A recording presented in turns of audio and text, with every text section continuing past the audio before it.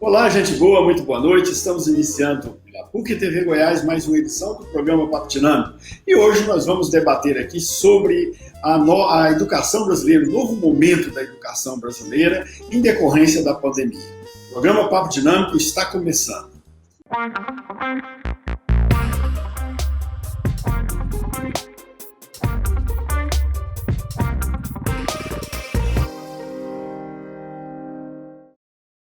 E para debater este assunto aqui conosco, nós temos duas convidadas extremamente qualificadas nessa área de tecnologia da informação para a educação, que é a jornalista Liliane Bueno, né, e a doutora Sônia Margarida, que é pró-reitora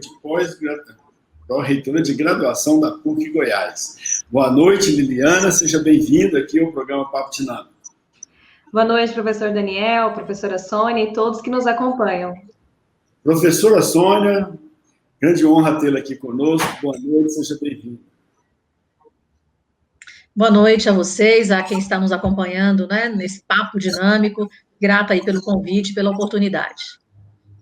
Ok, a crise do coronavírus. Vamos começar logo com a professora Sônia, que durante o semestre de 2020, primeiro semestre de 2020, teve aí uma missão enorme para ajustar, adequar toda a programação acadêmica da PUC Goiás para o ensino remoto, né? Então, que passou aí por uma experiência extraordinária. Então, eu pergunto para ela, aqui é papo dinâmico, então ela responde, se a Liliana quiser complementar, acrescentar, também pode, né? Se quiserem perguntar também uma para a outra, fica à vontade, tá? Pode perguntar à vontade.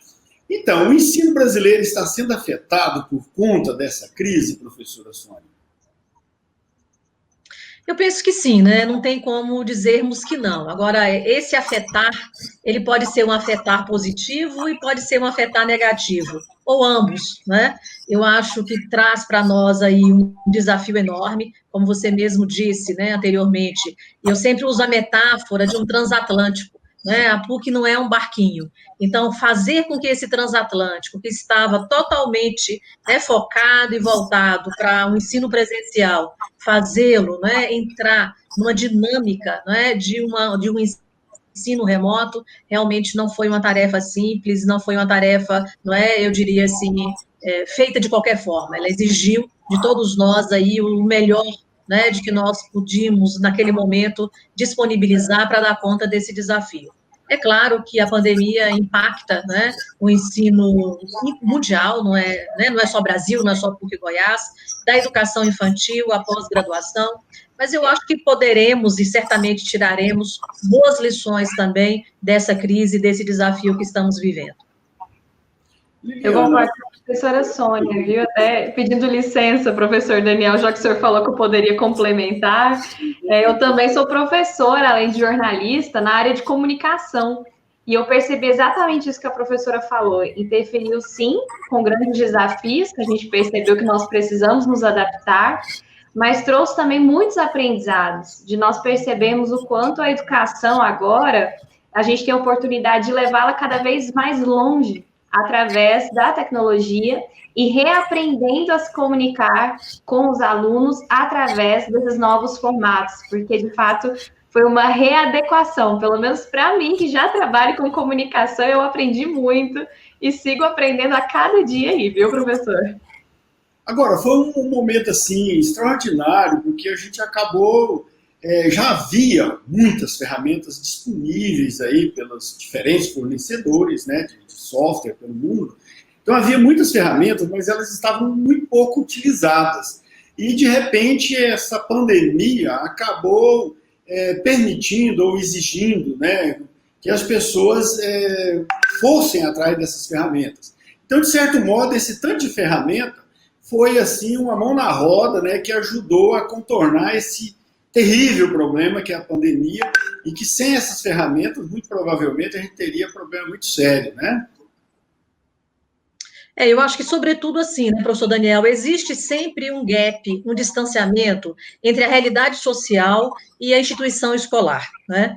Nós sabemos de várias profissões que hoje fazem uso cotidiano dessas ferramentas tecnológicas, mas que nós, na formação dos nossos alunos, não a utilizávamos, né? Então, eu penso que o que aconteceu muito fortemente agora foi um pouco essa aproximação, né, entre o mundo social, o mundo do trabalho e o mundo da formação. Né? Então, nós sabemos a utilização, por exemplo, no campo da saúde, de teleconsulta, né, telemedicina, uma série de outras estratégias que já são amplamente utilizadas e que nós não utilizávamos, né, e que a partir desse momento, a partir da pandemia, certamente isso passa a se constituir como um elemento, né, do processo de ensino-aprendizagem da universidade. Liliana, essas ferramentas todas que a gente usou aí, vários meetings do Google, da Microsoft, de outros grandes fornecedores, e da Microsoft foi o Teams, o Zoom e tantos outros, todas essas ferramentas foram utilizadas, mas como é que você avalia todas essas ferramentas? Elas são, digamos assim, as mais, digamos, mais adequadas para esse momento de teleconferência, de ensino remoto, ou existem outras ferramentas que poderiam ser utilizadas, seriam tão boas quanto essas, ou melhores e não foram utilizadas? Como é que você avalia todas essas ferramentas disponíveis? Professor Daniel, inclusive, pegando um gancho no que a professora Sônia falou sobre as ferramentas, era exatamente isso, elas já estavam aí ao nosso dispor, mas a gente não as utilizava até então.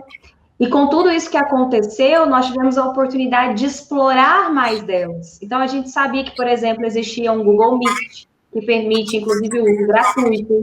O Zoom, que já é uma plataforma muito conhecida, inclusive, tem uma versão gratuita, tem uma outra versão paga, mas que no gratuito a gente consegue explorar de várias maneiras. O senhor citou o próprio Teams, que a PUC vem utilizando com os alunos, que é uma plataforma muito completa, que lá a gente consegue trabalhar de diversas maneiras, inclusive com atividades, realmente compartilhando, inclusive, arquivos com esses alunos, tem o chat, então ela é bem ampla e dá para trabalhar muita coisa ali. Eu acredito, professor Daniel, que realmente a gente já tem como utilizar bastante essas ferramentas mais populares, que se popularizaram principalmente durante a pandemia. Mas é claro, também aprendemos sobre várias outras. Eu, por exemplo, precisei pesquisar, literalmente, conheci várias outras plataformas. Tem uma chamada GoBrunch também, que ela é uma versão que você se vê numa sala de aula, tem as cadeirinhas, você escolhe o formato da sala, e à medida que as pessoas entram para aquela aula, a fotinha delas aparece nas mesas. Então, você tem a sensação de ver a sala de aula ali diante de você.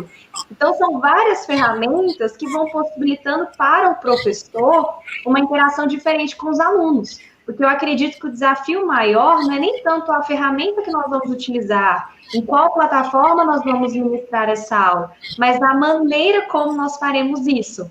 E aí é descobrir. Tem algumas ferramentas de videoconferência que trazem a opção de um quadro branco. Então, eu estou ali com vocês numa videoconferência, eu posso parar aquela aula por um momento, abrir um quadro branco, escrever, trazer ali insights que eu tenho na hora. Então, assim como numa sala de aula presencial, explorar essas experiências para que não fique apenas o aluno assistindo a uma aula, mas, de fato, essa aprendizagem aconteça onde todos participam, onde todos contribuem, a gente cocria, literalmente.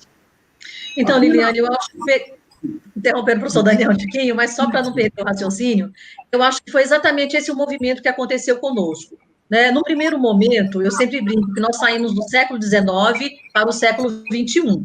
Né? Então, foi um salto, né, enorme, obviamente, por conta da pouca familiaridade que o conjunto, né, dos professores tinham com relação aí a essas estratégias, né, de aprendizagem que estão disponíveis no ambiente virtual. Então, eu acho que esse é um marco. Um outro, né, muito importante, é justamente que, assim, quer dizer, agora nós já sabemos operar, ok, mas como fazer, né, com que essa aula, ela tenha, de fato, um significado e faça sentido para o estudante?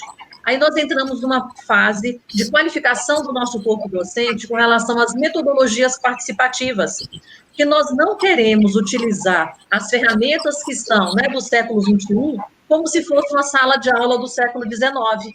Então, o desafio, ele se qualifica, né? Se no primeiro instante o desafio era conseguirmos operar, né, aquilo que nós não conhecíamos, à medida em que a gente passa a dominar essa gama de possibilidades, né, e eu diria assim, e ao fazer isso, a gente se qualifica, os estudantes se qualificam também, aí é o estágio seguinte. Então, como fazer com que essas aulas, de fato, elas tenham aí uma característica que é muito forte, né, já como desafio para o ensino presencial. Então, não queremos que o ensino remoto, ele tenha, né, entre aspas, assim, a mesma fragilidade que o ensino tradicional presencial traz. Então, acho que é um duplo desafio que temos aí pela frente. Vamos fazer um pequeno intervalo e já voltamos, daqui a pouquinho.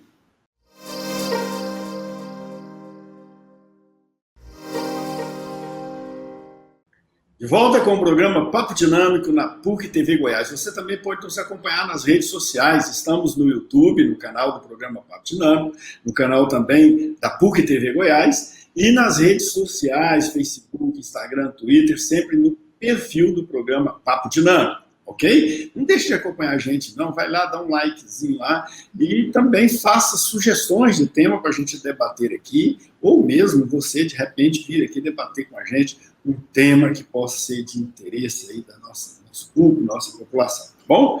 Hoje, debatendo aqui sobre o novo momento da educação brasileira, com a doutora Sônia Margarida, que é psicóloga, e também com a Liliane Bueno, que é jornalista, professora, ambas são professoras, e que vivenciaram aí nesse primeiro semestre uma nova realidade da educação, que é o ensino remoto, né? E não só como professores, mas também como gestoras, também tiveram, a Liliana mais como jornalista também, né? Menos gestora, professora e jornalista, teve essa experiência aí, e a gente está compartilhando aqui com você essa experiência, porque a gente entende que é importante, a gente está num novo momento, uma nova realidade, certamente, eu imagino, eu creio que vocês vão de concordar comigo, nós estamos num momento em que há necessidade de realmente se reinventar. A experiência que tivemos nesse semestre 2020/1, no primeiro semestre de 2020, certamente é uma experiência que vai trazer know-how para a gente, mas vai haver necessidade de a gente continuar se reinventando, não? Aí, Liliana primeiro, depois a professora Sônia. Com certeza. Tudo isso que aconteceu com a gente, professor, ele apenas acelerou um processo que já aconteceria, mas a gente realmente vivenciou isso antes do previsto, digamos assim. Então, eu acredito que sim, foram mudanças que vieram para ficar, principalmente igual que nós hoje estamos fazendo um programa, participando de forma online. Olha que interessante, a gente consegue aqui estar perto mesmo estando longe. Então, as plataformas online, elas nos possibilitam justamente isso. E o quanto isso otimiza processos? Então, hoje, por exemplo, eu trabalho aí com mentorias.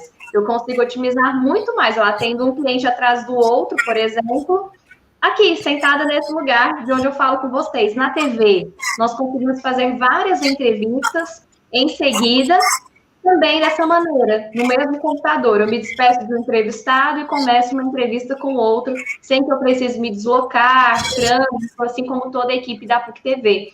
Isso otimiza tempo. Então, de fato, foram mudanças que vieram para ficar e que, sim, o nosso desafio agora é aprender a lidar com elas, para que a gente consiga entregar com a mesma qualidade, tanto a educação como os nossos serviços, por exemplo, no jornalismo, com a mesma qualidade que a gente fazia antes no presencial, mas utilizando dessas ferramentas que estão aí ao nosso dispor e que, principalmente, agora trazem segurança para a gente, já que ainda vivemos esse período preocupante de pandemia. Eu acho que, num primeiro momento, acho que nós tivemos um grande susto, né? Foi um susto enorme, assim, serei capaz, né? Vou dar conta, né? Eu acho que passado, especialmente ali no mês de março, aquela fase intensa de dúvidas, de indagações, de interrogações, à medida em que a gente foi construindo um cotidiano também, marcado, né, pela educação remota, né, por toda essa tecnologia que a gente tem utilizado, nós fomos também ficando mais confiantes. Então, o que eu tenho dito muito, que nós estamos iniciando esse segundo semestre de 2020 aqui na PUC Goiás, é de um outro lugar, de um outro patamar. nós não estamos mais como calouros, né, ou calouras, em relação aí a todas as estratégias de educação à distância, de educação remota. Nós já fizemos um percurso, né, intenso, profundo, exigente. Então, a partir agora de agosto, né, retomando as atividades acadêmicas, tanto os professores quanto os estudantes, eles partirão de um outro lugar, de um outro patamar. E certamente é um patamar, né, que exigirá um pouco mais no sentido da nossa qualificação também intelectual. Né? Nós somos uma universidade, a universidade é o lugar do pensar, é do pensar crítico. Então, eu acho que tudo isso que foi vivenciado nos dá, né, uma condição importantíssima. Né? Enquanto outras instituições não fizeram ainda esse exercício da educação remota no ensino superior, ou que farão posteriormente, nós já temos uma bagagem, nós já temos uma experiência, e certamente expertise, né, em condição humana do trabalho que iniciaremos com os nossos estudantes. Porque a experiência que teve na PUC, professora Sônia, a universidade já tinha uma experiência em educação à distância, já trabalhava com a plataforma. Depois teve que adotar uma nova plataforma, porque o volume foi muito grande, turmas criadas e tal. Como é que foi essa experiência na PUC Goiás, professora Sônia? Olha, eu diria que foi aquela experiência do susto mesmo, da necessidade, da urgência, né, e da responsabilidade. Porque naquele momento, né, professor Daniel, você sabe, você é pró-reitor, meu colega, sabe que nós fizemos essa discussão, nós tínhamos uma opção, né, entre aspas, de fechar o semestre letivo, né, ou de tentarmos aí continuar com o semestre letivo. E naquele momento pesou muito para a decisão de continuidade, não só em função do respeito aos estudantes, né, em função a um percurso formativo que estava em curso, como também no entendimento de que em momentos de pandemia, em momentos de crises, né, muito grandes, nós como adultos, nós precisamos dar um suporte psicossocial também aos jovens, não é, que nós trabalhamos, aos adultos, etc. Então, eu diria assim, um grande exercício que fizemos para, num tempo tão curto, darmos conta de implantar e criar, né, as aulas remotamente, etc., elas vieram também como resposta dessa instituição que tem como slogan conhecimento a serviço da vida.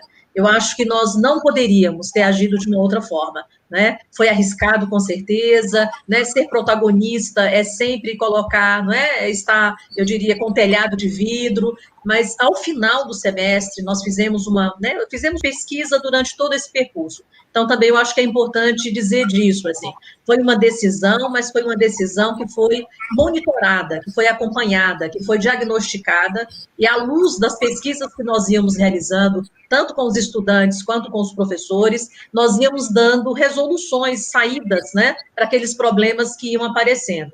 E ao final do semestre, nós fizemos uma grande avaliação, com 90%, quase 100% dos estudantes como respondentes, e o score, né, médio, foi de 89 pontos para o trabalho docente. Então, eu acho que essa é uma grande conquista, né, e aí, mais uma vez, eu parabenizo a todos os professores da PUC Goiás pela coragem, pelo protagonismo, né, e, sobretudo, pelo respeito profundo aos nossos estudantes, para que eles não tivessem aí nenhuma interrupção.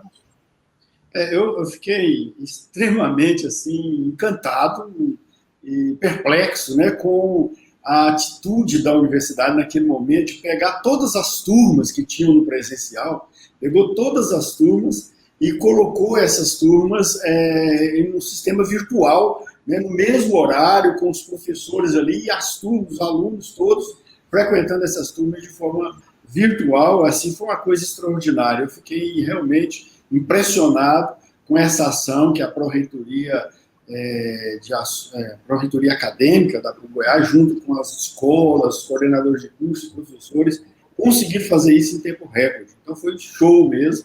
Realmente, eu quero aproveitar essa oportunidade e dar parabéns para a professora Sônia, que foi a timoneira desse trabalho aí. Foi um trabalho, assim, gigante. Acho que pouca gente tem ideia da dimensão que foi esse trabalho. Né? Porque você imagina pegar assim, 15 mil turmas, eu imagino, em torno de 15 mil turmas. 40 mil, professor Daniel.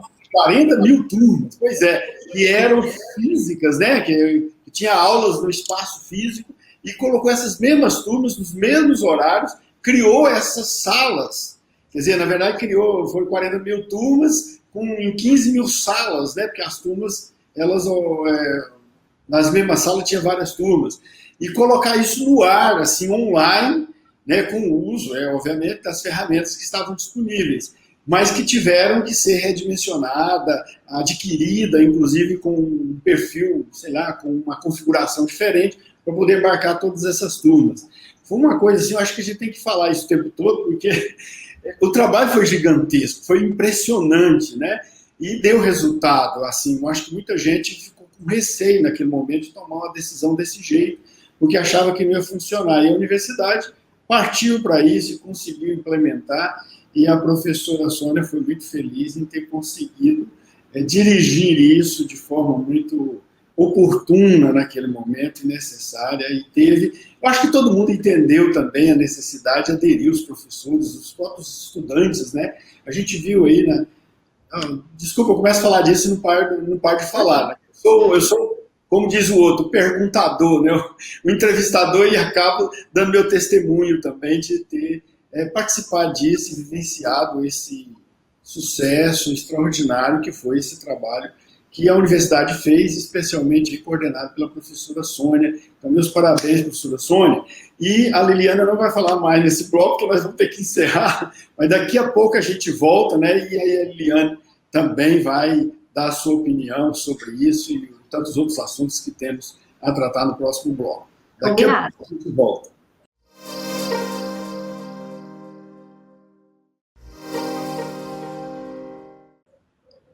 De volta com o programa Papo Dinâmico na PUC TV Goiás, toda segunda-feira, 21 horas. Estamos aqui ao vivo no canal 22 da NET, né? No canal 695 da NET, lá é melhor que sai em HD. E também você pode nos ver nos canais aí, 324, se não me engano, da Sky, das outras operadoras. E no canal aberto, 24.1, você clica lá, sai em alta definição, né? E aí você nos assiste lá e acompanha. Mas também pode nos acompanhar no YouTube, pode acompanhar a gente também no Facebook, no Instagram, no Twitter.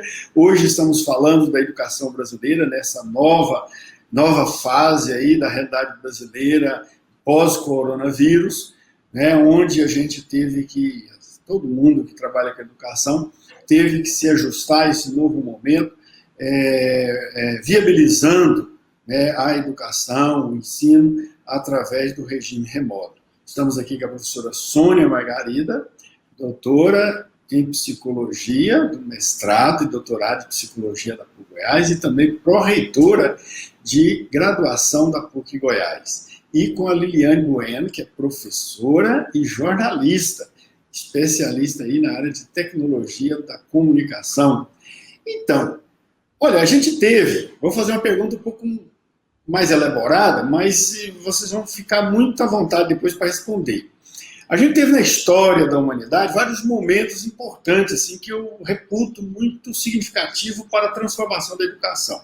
Na Grécia Antiga, nós tivemos a mudança do regime sofista para o regime dos filósofos. Sócrates, Platão, Aristóteles vieram com uma nova proposta metodológica, e não só metodológica, mas também ética da educação. Enquanto os sofistas vendiam a educação, eles ensinavam, eram professores pagos, vieram Sócrates, Platão e Aristóteles com uma outra postura, né? Criaram o colégio, a academia, o Platão, e o Sócrates, o liceu. Depois tivemos já na Idade Média duas fases importantes, que foi da sofística ali, principalmente capitaneada pelo Santo Agostinho, e mais tarde com a escolástica com São Tomás de Aquino. E mais recentemente, a mudança aí do regime medieval para o regime moderno, com a implantação da escola clássica e depois com a escola iluminista, né, especialmente desenvolvida aí pelos iluministas franceses. E agora, no Brasil nós tivemos várias fases da educação, mas eu imagino que nós não tivemos uma revolução tão grande na educação quanto essa que estamos passando hoje, né, com essa pandemia.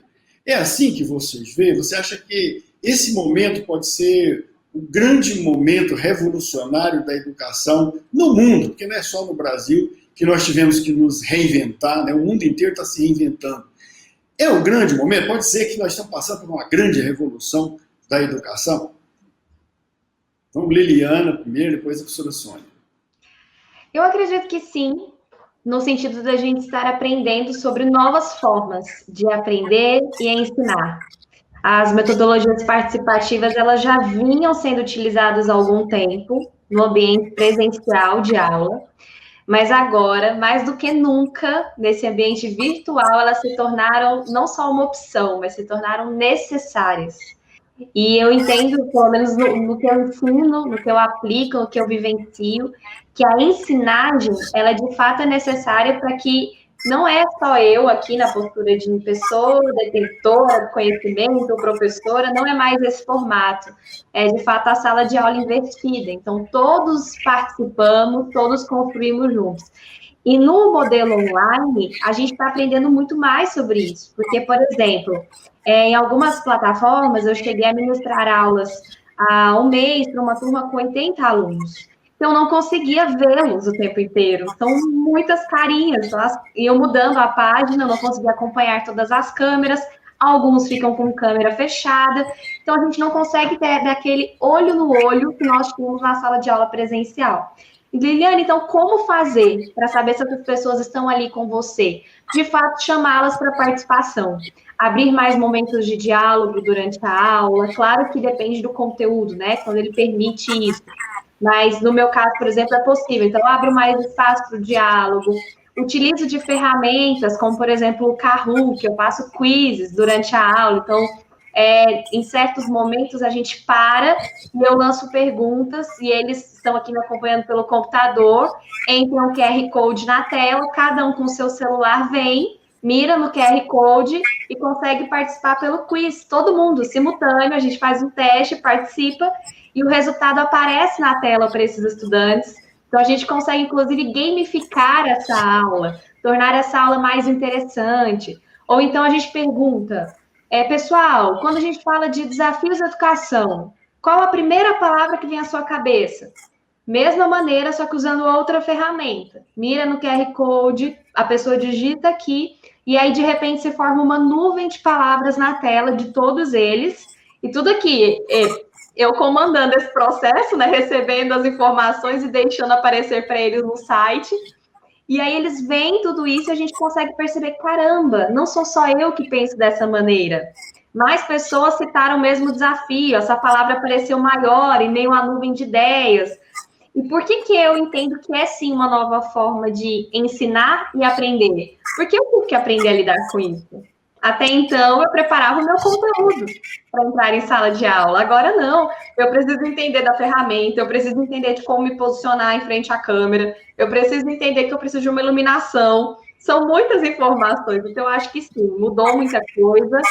E mais do que nunca, acho que a professora Sônia vai falar disso melhor do que eu. Acho que mais do que nunca o desejo e a paixão por ensinar, isso sim precisa ser maior para nos motivar a continuar, porque é um desafio, dá medo, às vezes a gente fica preocupado, mas a vontade de fazer acontecer, ela é realmente maior.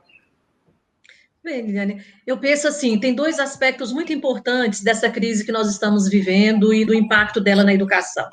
O primeiro, para mim, é isso, é a gente poder, no ambiente educacional, nos apropriarmos, né, de um conhecimento que já estava posto pela sociedade e que não estava sendo aproveitado de forma educativa.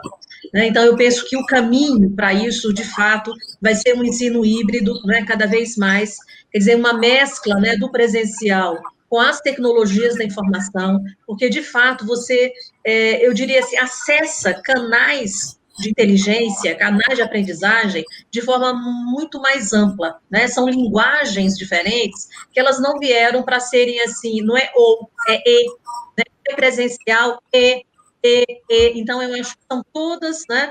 Antes a gente tinha o PowerPoint como único elemento de aprendizagem ou de forma de mediação da relação com os estudantes, hoje, né, o ambiente informatizado, digitalizado, nos dá inúmeras, mil, milhões de possibilidades. Então, eu acho que esse é um caminho irreversível. E uma outra questão também, viu, professor Daniel, que eu acho que essa crise, né, e essa pandemia nos trouxe, foi a reafirmação do papel da ciência na humanidade.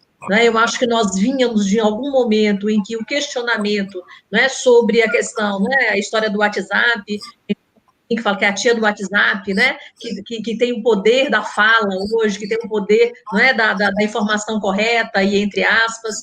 Então, eu acho que a pandemia reafirma a universidade enquanto instituição, né, que foi criada lá no mundo medieval. Ela é importante, ela é necessária, né, ela possibilitou, quer dizer, foi a universidade e o conhecimento científico que possibilitou à humanidade romper, né, uma série de desafios. Inclusive, a própria longevidade que temos hoje enquanto humanidade foi possível em função do conhecimento científico. Então, isso, para mim, né, eu diria que é muito forte que a pandemia nos trouxe, talvez aquelas histórias, assim, não é? Por uma forma tão enviesada, né, a humanidade aprendeu e penso que deve trazer isso, né, de forma definitiva, o papel inconteste do conhecimento científico e, portanto, da universidade como sendo lugar da produção do conhecimento e também da socialização desse conhecimento.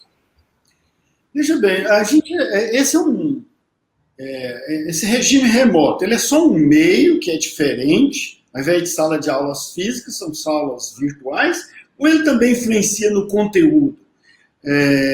A alteração também, a exigência, esse novo momento exige também uma revisão dos conteúdos, professora Sônia? Eu penso que sim, né? No sentido desse salto, certo? Desse salto qualitativo que a sociedade requer. Né? Então, momentos de ruptura, e alguns chamam isso de disrupção, né? Esses momentos disruptivos, eles requerem exatamente uma atualização, e esse é o papel da ciência e do conhecimento. Quer dizer, a gente lança mão de todo o conhecimento existente para dar conta de dar novas respostas que são exigidas pela sociedade. Então, nesse sentido, indiscutivelmente, os conteúdos, as metodologias, né, tudo isso está sendo revisto, porque não tem como, a gente não tem como separar conteúdo, né, forma e conteúdo. Eles vão juntos, né, dialeticamente, eles estão ali, um alimentando o outro.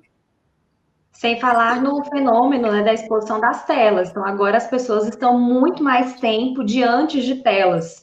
Com isso, gera um cansaço e a retenção da atenção dessas pessoas, ela se torna também mais um desafio. E em sala de aula não é diferente. Então, os conteúdos precisam ser repensados para a gente trazer mais dinâmica, para a gente trazer realmente mais participação, para que o aluno se sinta mais interessado e atraído. Claro que educação, a gente sabe que a gente não está falando de espetáculo, né, de shows, nada disso, mas de fato de repensar, mostrar todo o valor que existe nesse material, nesse conteúdo. Então, no meu caso, por exemplo, alguns conteúdos eu precisei otimizar o tempo das aulas. Então, trabalhar de uma maneira que eu gastaria talvez 3 horas de um conteúdo, reduzi-lo para 2 e transformar em um exercício restante, mas exercícios voltados para a aprendizagem. Então, é realmente repensar esses formatos para que, diante de uma tela, sem o contato presencial, sem o calor humano, a gente ainda assim consiga permanecer juntos, atraídos e aprendendo, né, que é o mais importante. Liane, tem uma questão importante que veio, viu, Daniel, das nossas pesquisas, que tem a ver, por exemplo, com a percepção dos professores de que os estudantes, eles não só estavam mais presentes, né, na sala de aula, em termos de frequência mesmo, mas a participação muito maior. Então, tem uma questão também geracional, né? Essas tecnologias e essas linguagens digitais, as gerações novas, né, especialmente aqueles que já são, né, os nascidos nesse mundo digital, é claro que eles têm muito mais facilidade, eles se integram maior nessa linguagem. Né? Entre um professor ministrando a aula, em pé, o aluno sentado, usando o PowerPoint, né, e outras estratégias de ensino-aprendizagem, esse grupo que é jovem, né, que nasceu e constituiu a sua subjetividade à luz das tecnologias da informação, é claro que eles terão não só mais facilidade, mas, sobretudo, mais interesse também. Perfeito. Vamos fazer um pequeno intervalo. Nós estamos aqui tratando da educação brasileira nesse momento de pandemia, e no próximo bloco nós vamos ver como é que essa educação deva ser desenvolvida a partir da retomada, quando a economia também, mas a pandemia estiver se dissipando, né, e a volta, digamos assim, das atividades normais, como é que a gente vai tratar a educação? Essa experiência de regime remoto deverá continuar de algum modo? Daqui a pouco a gente volta, vamos ver quais são as respostas das nossas convidadas. Daqui a pouquinho.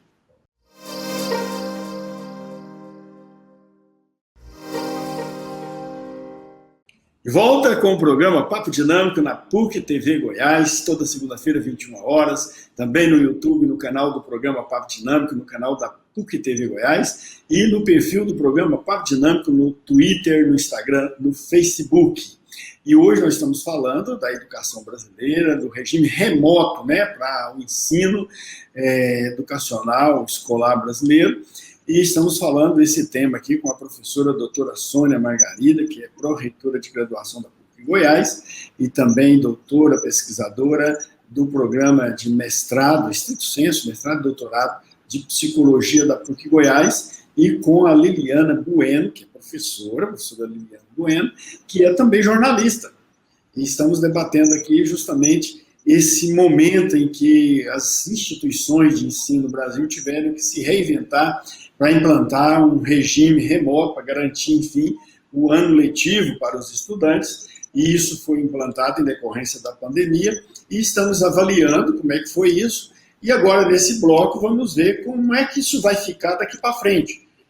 Já se anuncia em vários locais do mundo, e aqui também em Goiás, né, se anuncia a retomada do novo normal, né, das atividades. E aí a gente quer saber se esse regime remoto que foi implantado, que foi bem sucedido, principalmente na PUC Goiás, se esse regime remoto tende a continuar de alguma forma na educação daqui para frente. Então essa pergunta eu faço aí para a professora Sônia e para a professora Liliane, e gostaria de saber como é que vocês veem, né, essa sequência. Se daqui para frente a educação brasileira necessariamente vai contar com o regime remoto, ainda que parcialmente. Bem, eu acho que são duas situações. A primeira, né, nós tivemos, inclusive na PUC, o Conselho Universitário, no final de junho, que avaliou, né, e validou um anexo, um apêndice, na verdade, nos projetos pedagógicos de curso, em que essas modalidades, né, aí eu estou falando essas, porque cada curso, cada disciplina tem aí a sua interface, né, e a possibilidade da utilização dessas estratégias.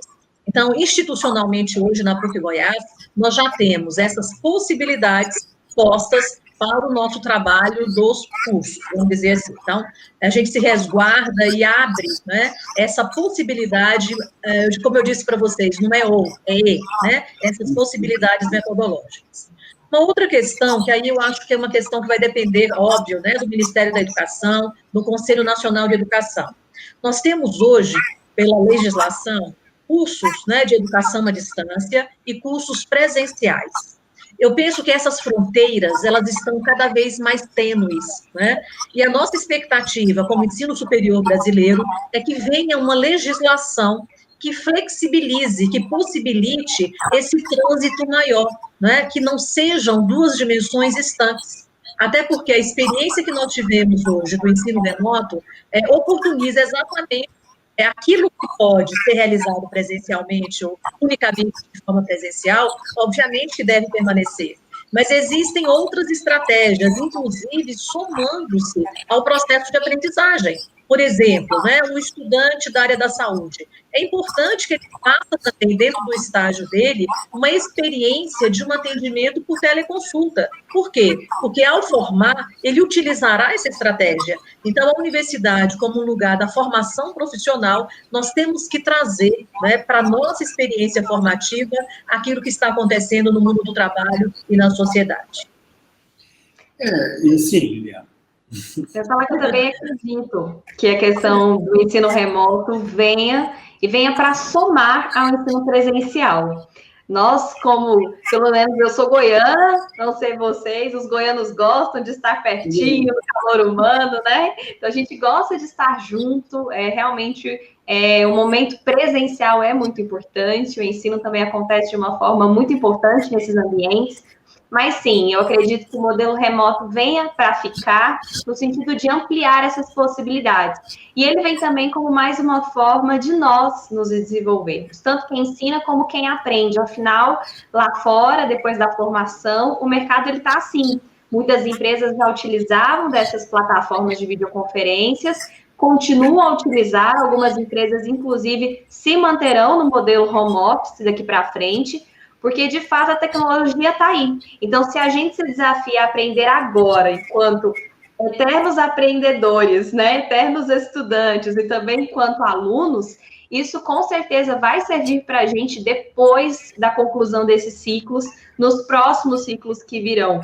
Então, esse modelo remoto veio também para nos ensinar que a gente pode muito mais e para nos fazermos também seres humanos melhores diante dessas novas ferramentas que estão à nossa disposição. Na verdade, muitas atividades já ocorrem de forma online, né? O pessoal do direito mesmo, muitas das petições, recursos e tudo, né, já ocorre de forma online. Os bancos mesmo, muitas das operações são feitas de forma online. Muita gente trabalha em bancas de investimentos, trabalha tudo de forma virtual. Hoje já se paga quase tudo e em muitos municípios já se faz também, inclusive, solicitação de aprovação de projeto de construção de forma online. Então, na verdade, o mercado já estava bastante online. A escola que ainda se mantinha de uma presencialidade assim, ostensiva, né, muito grande, quando, na verdade, a prática já estava bastante virtualizada. Então, a previsão é de que nós teremos uma sequência aí, quer dizer, a pandemia deve trazer, até porque a gente não sabe quando termina a pandemia, né? Na verdade, acredita-se que com as vacinas a pandemia vai acabar, mas ainda está muito incerta, a gente não sabe quando é que a vacina entra em ação. Agora, como fazer para garantir que o estudante... Porque no regime presencial também há muita ilusão. Muita gente dormia na sala de aula no presencial. Muitas vezes uma turma de 40 alunos tinha 25 assistindo a aula, os outros estavam no pátio, né, passeando. Então, no presencial tem muito rolezinho também. Não quer dizer que numa aula presencial todos os alunos de uma turma estavam lá dentro da sala assistindo a aula. E muitos que estavam, muitas vezes não estavam acompanhando a aula, ou estavam olhando outras coisas, às vezes até consultando o celular. Então, no regime, parece que no regime virtual, a sensação que eu tenho é que essas dispersões são muito mais visíveis, são mais perceptíveis pelo professor do que no regime presencial, não? Eu acho que é, sobretudo, muito importante nisso, Daniel, a questão do aluno como um sujeito da aprendizagem. Eu penso que esse exemplo que você deu, né, da presencialidade, que, na verdade, ela por si só, ela não assegura o comprometimento do estudante e aprendizado desse estudante, é claro que isso se dá tanto no ambiente virtual quanto no ambiente presencial. Agora, no ambiente virtual, no ambiente digital, como a própria Liliane, né, comentou anteriormente, nós temos também várias estratégias lúdicas, gamificadas, né, que também fazem aí, eu diria, traz, né, esse aluno para dentro da aula, vamos dizer assim. Então, eu penso que esse lugar de protagonismo do estudante no processo de aprendizagem, ele é muito importante. No ambiente virtual, isso é muito possível de ser feito. Então, no exemplo que ela deu, né, você tem ali uma plataforma que você põe determinadas questões, e essa é a ideia da sala invertida. Então, a sala de aula, ela não é para exposição, é para resolução de problemas. Então, a ideia de que o aluno tenha ouvido ou tenha lido aquele material, e na hora daquela aula, o que ele vai fazer? Ele vai, né, ter as problematizações, e a partir da problematização, ele vai poder se posicionar, né, em termos de conteúdo, de aprendizagem, etc. Eu acho que esse é o grande desafio, né, de como tornarmos, de fato, as nossas aulas de forma aí, participativas. Considerando a educação como um todo, inclusive a pública e a privada, como está a preparação do professor para o uso desses recursos de engajamento. Isso está bem popularizado ou ainda existem ilhas, digamos assim, instituições mais bem qualificadas, que qualificou melhor seus professores e outras não? Eu imagino que para a rede pública deve ser bem mais raro, né, ter pessoal qualificado para o uso desses recursos de engajamento. Eu estou certo ou estou errado em relação a essa interpretação? Eu acho que é um aprender fazendo para todo mundo, viu, professor Daniel? E realmente, cada um tem as suas condições, digamos assim. A própria PUC se posicionou imediatamente. Falou, vem cá todo mundo, vamos reunir os nossos professores, vamos qualificá-los. E nem todas as instituições tiveram nem a mesma decisão dentro dessa tomada de decisão tão momentânea, tão imediata, e outras não tiveram recursos, como o senhor colocou, a questão da educação pública. Mas, ao mesmo tempo, eu conheço professores da educação pública que têm feito um belíssimo trabalho, de fato, explorando a criatividade, construindo aí brinquedos, inclusive com garrafa PET, para ensinar sobre sistema respiratório para crianças da educação infantil. Eu tenho acompanhado isso pelas redes sociais, e é um trabalho muito interessante, porque é desafiador, porque eles lidam, inclusive, com uma parcela muito grande de estudantes que sequer têm acesso a um computador, a um celular, e também são outros desafios que nós ficaríamos aqui por horas falando dentro desse novo universo da educação. O que eu acho muito importante é que esse ensino remoto veio, inclusive, para nos ensinar sobre como podemos melhorar no presencial. Essa ferramenta que eu trouxe, por exemplo, do quiz, ela pode também ser aplicada no presencial. Então, um aluno que talvez utilize o celular para ficar no aplicativo de conversa, se distraindo, quando eu chamo a atenção dele, convido para que ele use esse celular para mirar ali no QR Code, responder a um quiz e interagir, ele se torna protagonista, como a professora Sônia falou, ele se sente presente ali e um ser participante daquele momento de aprendizagem. E se eu pudesse destacar só mais uma coisa, como uma dica para os professores, e foi algo que eu recebi muito nesse momento, as pessoas me pedindo ajuda, foi em relação à comunicação. Nós temos muita dedicação em estudar os nossos conteúdos, e muitos professores são incríveis no que fazem, mas quando precisaram ir para o online, se sentiram perdidos, porque não se sentiram à vontade diante de uma câmera, do computador, diante de um novo sistema, ou talvez porque não sabiam como utilizar esse novo universo, de que maneira eu gesticulo, eu falo muito rápido, tem a conexão da internet, às vezes dá um delay. Se eu falo rápido demais, a tendência é que quem me ouve não me entenda tão claramente. Então, que a gente possa evoluir também, nos desenvolver em relação à nossa comunicação daqui para frente, para que a gente construa cada vez mais canais limpos e fluidos, para que essa informação que a gente transmite chegue com clareza a quem nos escuta. Perfeito. Professor? Então, eu acho que em relação, né, ao processo de formação dos professores de uma forma geral, eu acho que isso tem muito a ver com políticas públicas mesmo para isso. Quer dizer, a responsabilidade da política pública é justamente qualificar a escola, seja ela, né, de ensino, de educação básica, seja ela de ensino superior. Eu acho que essa é uma necessidade, eu não diria que ela está posta. No nosso caso específico, né, nós temos um programa de formação continuada de professores da PUC Goiás, que é um programa já existe há mais de 20 anos, 30 anos. E nós viemos, ao longo dos anos, fazendo essa formação também para os nossos professores, né? Mas é claro que quando chegou a urgência da implantação, né, essa necessidade, ela também foi se dando e com o aprender, mesmo fazendo e aprendendo, né? Então, tivemos todo um suporte, canais de comunicação, WhatsApp, e-mail, né, formação continuada de manhã, de tarde, de noite, dando suporte aos nossos professores, etc. Eu acho que esse é uma necessidade, é claro que a gente precisa dessa qualificação. E como eu disse, à medida em que nós tivemos essa qualificação intensiva no primeiro semestre, agora no segundo a gente está um pouquinho mais tranquilos, né? E só mais uma questão, assim, eu vi um tempinho atrás, li uma matéria do presidente da Google no Brasil, ele estava se gabando, porque a Google, né, em 4 dias, foi 100% de forma remota, né, todos os seus trabalhadores, etc.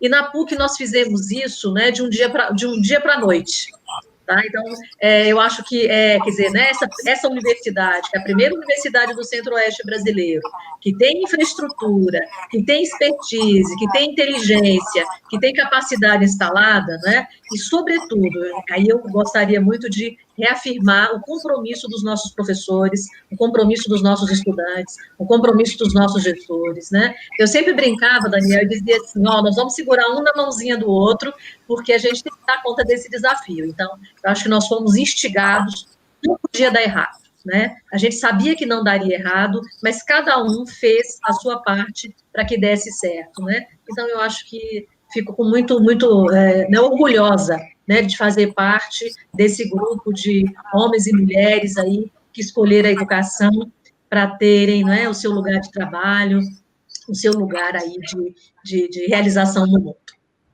Gente, muito obrigado. Infelizmente, a Claudiane, nossa produtora, está informando que acabou e nós temos que encerrar. Eu fiquei muito feliz, faltou eu provocar a Liliane sobre o jornalismo, mas estamos aqui, de certo modo, fazendo jornalismo desse modo também, né, usando o regime remoto. Estamos juntos, distantes uns dos outros, mas estamos juntos aqui com o mesmo ideal, com o mesmo sonho. Então, eu agradeço muito vocês pela presença, a contribuição que deram aqui nessa noite para nós. Professora Sônia, muito obrigado, boa noite. Boa noite a todos. Liliane Bueno, obrigado mesmo, obrigado, muito boa noite. Até a próxima. Eu que agradeço o convite, uma boa noite a todos, foi um prazer participar. Ok, e para você que nos acompanhou, um grande abraço, boa noite, até a próxima.